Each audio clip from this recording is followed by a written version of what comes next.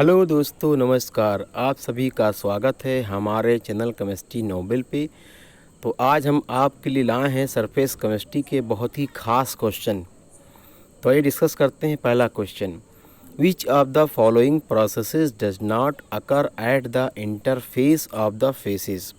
Question में पूछ रहा है कि कौन सा प्रोसेस इन चार ऑप्शन में से है जिसमें इंटरफेस की ज़रूरत नहीं पड़ती है।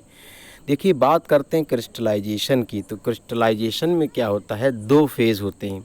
जैसे अगर हम क्रिस्टलाइजेशन करेंगे तो एक प्रेसिपिटेट बनेगा यानी कि सॉलिड होगा, दूसरा क्या होगा, लिक्विड होगा। हेट्रोजीनियस कैटालिसिस की बात करेंगे तो इसमें भी दो फेज़ होते हैं, यानी सॉलिड हो सकता है, लिक्विड हो सकता है या फिर गैस हो सकता है, लेकिन कोई ना कोई दो फेज़ होगा। अगर हम कोरोजन की बात करते हैं तो कोरोजन में भी क्या है, दो फेज़ होता है। जैसे रस्टिंग ऑफ आयरन कोरोजन का एग्जांपल है। तो आयरन क्या है, सॉलिड है और उस पे जो रस्ट लगता है यानी मॉइस्चर की ज़रूरत पड़ती है वो अलग फेज़ में होता है।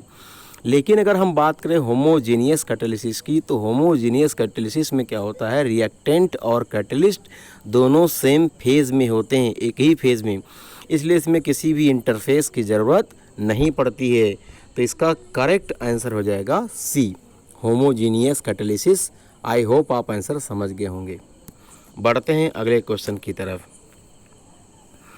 Eight the equilibrium position in the process of adsorption. देखिए, एक फार्मूला होता है delta G is equal to delta H minus T delta S. तो इक्विलिब्रियम पर पूछ रहा है, इक्विलिब्रियम में क्या होता है, डेल्टा जी की वैल्यू ज़ीरो हो जाती है। तो उस फार्मूले में जब डेल्टा जी की वैल्यू ज़ीरो हो जाएगी तो सही करके लिखा जा सकता है delta H is equal to T delta S. इसलिए इसका करेक्ट ऑप्शन हो जाएगा B, delta H is equal to T delta S. I hope आप आंसर समझ गए होंगे। तो बढ़ते हैं अगले क्वेश्चन की तरफ। Which of the following interfaces can not be obtained.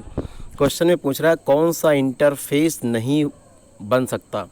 देखिए, लिक्विड और लिक्विड की बात करते हैं तो अगर दो इमिसिबल लिक्विड हैं तो उसमें इंटरफेस बन सकता है। सॉलिड और लिक्विड की बात करेंगे, इसमें भी इंटरफेस बन सकता है। लिक्विड और गैस में भी इंटरफेस बन सकता है। लेकिन गैस और गैस में इंटरफेस नहीं बन सकता है क्योंकि ये होमोजीनियस होते हैं।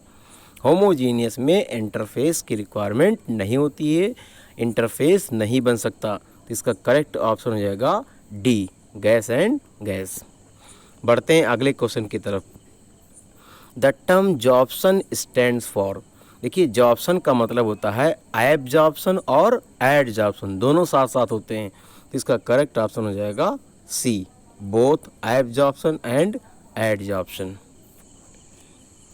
नेक्स्ट क्वेश्चन है, extent of physisorption of a gas increase with. देखिए, फिजिजॉर्प्शन का मतलब होता है फिजिकल एडजॉर्प्शन, और फिजिकल एडजॉर्प्शन में क्या होता है, जो फोर्स ऑफ अट्रैक्शन लगता है वो होता है van der Waals force of attraction. तो van der Waals force of attraction कम हो जाएगा अगर हम टेम्परेचर को इंक्रीज़ कर दें। तो टेम्परेचर इंक्रीज़ करने से van der Waals force of attraction कम हो जाएगा, जिससे फिजिकल एडजॉर्प्शन कम हो जाएगा। इसमें पूछ रहा है इंक्रीज यानी बढ़ना चाहिए। तो बढ़ने के लिए क्या करना पड़ेगा, टेम्परेचर को कम करना पड़ेगा, यानी कि डिक्रीज इन टेम्परेचर। तो इसका करेक्ट ऑप्शन हो जाएगा बी, डिक्रीज इन टेम्परेचर। बढ़ते हैं अगले क्वेश्चन की तरफ। Extent of adsorption of adsorbate from solution phase increase with.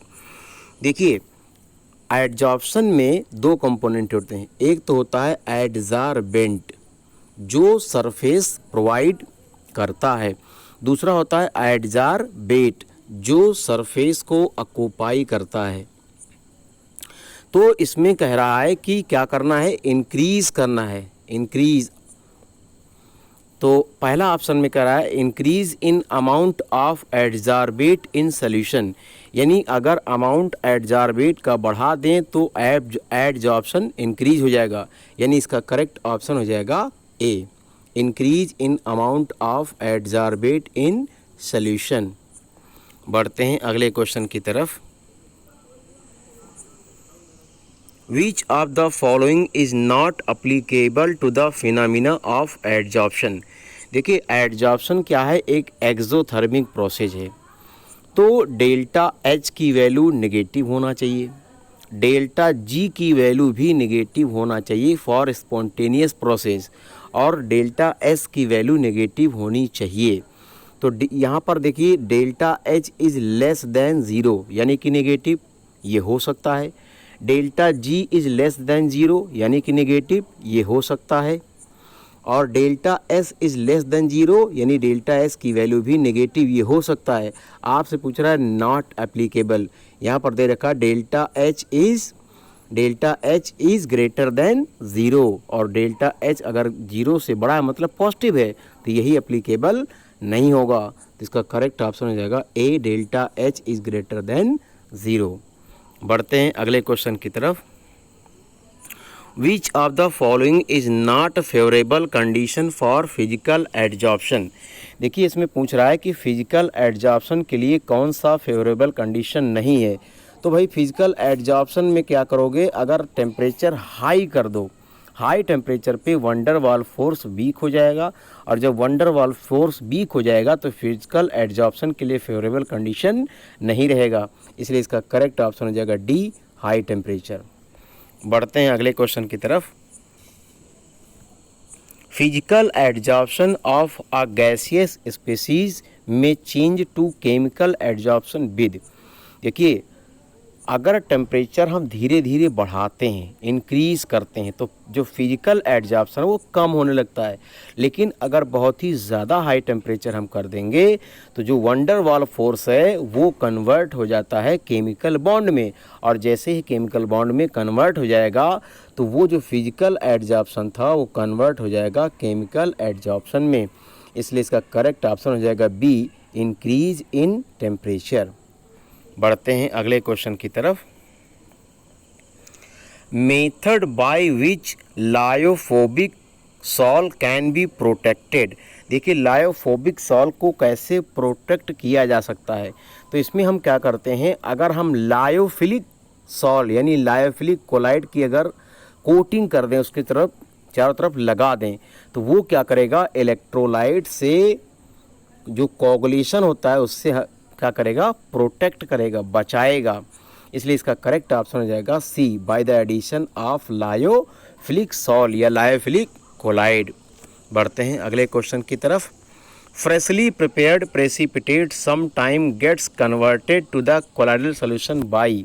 देखिए तो डेफिनेशन है, डायरेक्टली पेप्टाइजेशन होता है इसमें, और पेप्टाइजेशन में क्या होता है, फ्रेशली प्रिपेयर्ड जो प्रेसिपिटेट होता है वो कन्वर्ट हो जाता है कोलाइड्स में। इसलिए करेक्ट ऑप्शन हो जाएगा D, peptization.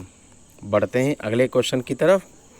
Which of the following electrolytes will have maximum coagulating value for AgI/Ag plus sol. देखिए इसमें समझना है पहले कि यहाँ पर देखिए पॉजिटिव चार्ज दिया है, यानी इसका मतलब है ये पॉजिटिव कोलाइड्स है, और पॉजिटिव कोलाइड को कोगुलेट करने के लिए नेगेटिव आयन यानी एनायन की ज़रूरत पड़ेगी। तो जितना ज़्यादा नेगेटिव चार्ज होगा किसी भी एनायन पर, उसकी कोगुलेटिंग वैल्यू उतनी ही ज़्यादा होगी। अगर इसमें देखें ए ऑप्शन में तो सल्फाइड है, इस पर -2 चार्ज होता है। यहाँ पर देखिए फास्फेट है, इस पर -3 चार्ज होता है। यहाँ पर देखिए सल्फेट है, इस पर -2 चार्ज होता है। यहाँ पर क्लोराइड, इस पर -1 चार्ज है।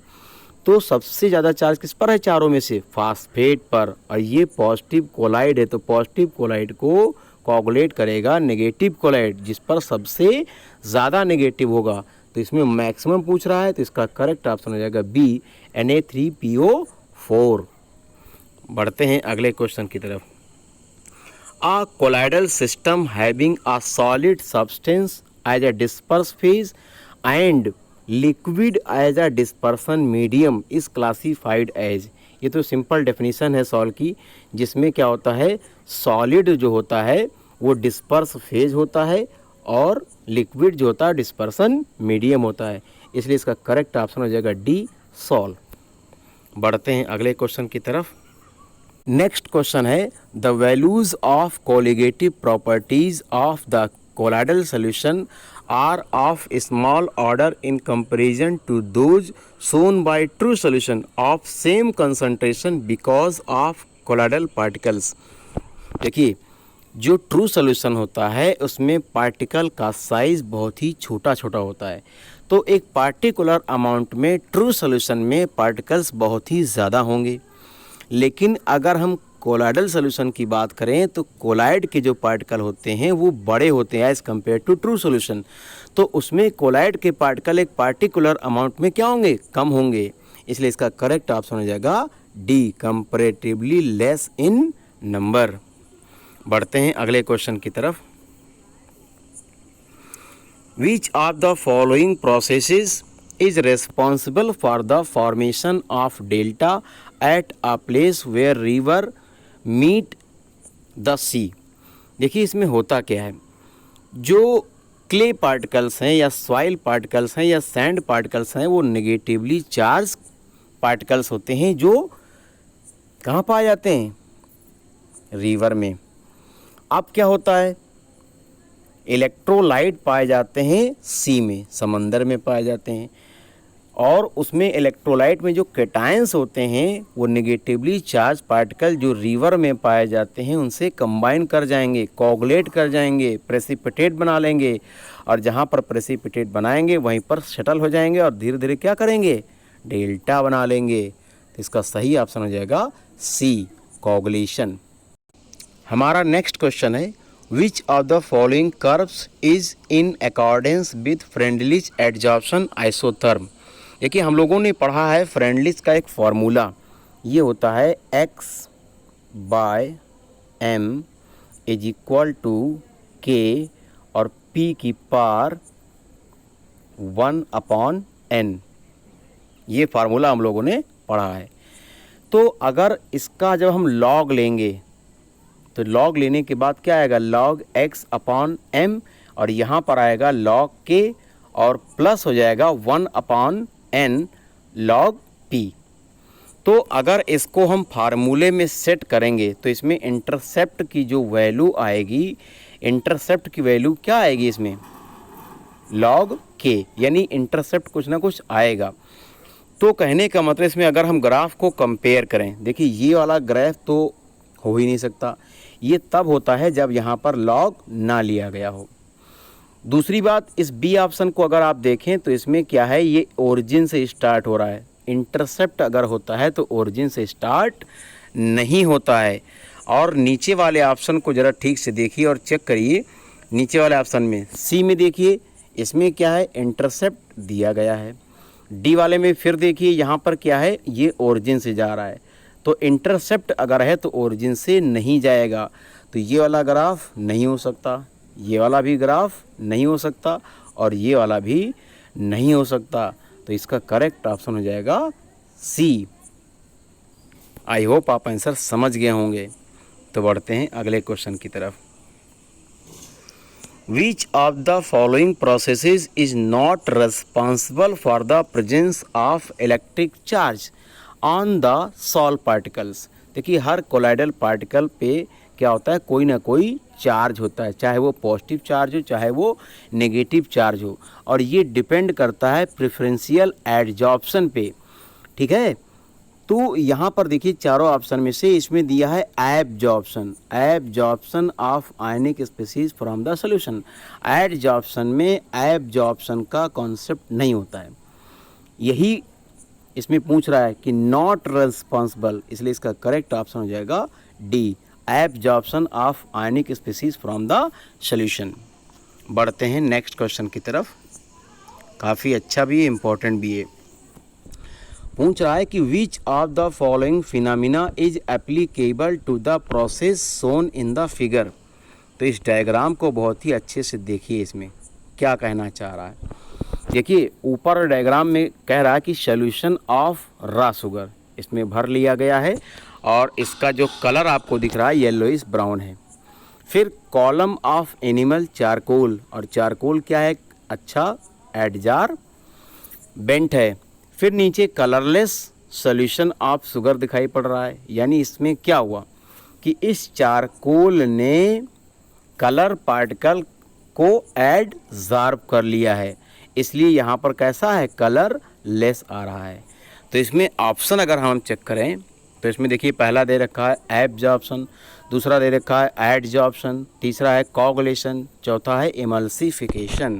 तो इसमें करेक्ट ऑप्शन कौन सा हो जाएगा, एडजॉर्प्शन, क्योंकि ये प्रोसेस किसका है, एडजॉर्प्शन। वीडियो अगर पसंद आया हो तो लाइक और सब्सक्राइब जरूर करिएगा। Thank you for watching.